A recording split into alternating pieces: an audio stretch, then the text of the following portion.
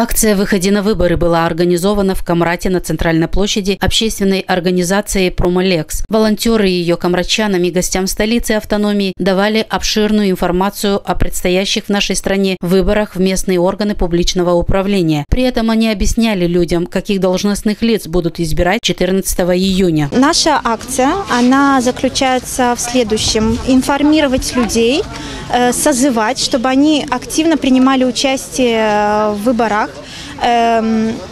информировать о том, какого числа пройдут выборы, выборы кого пройдут, что выборы пройдут примаров и советников по всей Молдове. Очень важно, чтобы каждый из вас проинформировался раньше, чем пойти на выборы, знать, почему вы хотите проголосовать, за кого, какие у вас проблемы и какие у них есть решения на ваши проблемы. На центральной городской площади организаторами данной акции была установлена небольшая палатка, куда прохожие могли подойти и получить, кроме социальной информации, еще и небольшие сувениры в виде блокнотиков или ручек. Принявшие участие в акции горожане положительно отзывались о проведении таких мероприятий. Наверное, напомнить людям о том, что это необходимо, наверное, надо. Потому что каждый голос всегда имеет значение. Это уже идет по телевизору, говорят, я слушаю.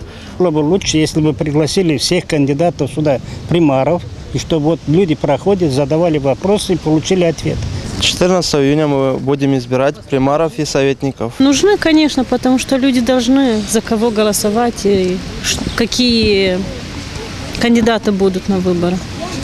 Да, я думаю, стоит проводить такие акции, чтобы люди были больше информированы, чтобы людям объяснять, что это их гражданский долг, это необходимо принимать участие. Уже за кого будут голосовать, это их выбор, а выходить и воспользоваться таким правом выйти на выборы надо. Организаторы данного мероприятия отметили, что после того, как проведут акцию, еще организуют флешмоб. Это шествие молодых людей, одетых в униформу, по улицам Камрата. При этом они будут скандировать соответствующие лозунги и раздавать знаковые предметы. После всех проведенных в городе акций волонтеры запланировали в этот же день на телевидении АТВ и телепередачу, связанную с информированием уже более обширной аудитории не только города Камрат, но и жителей Чедерлунги и граждан других населенных пунктов Гагаузии.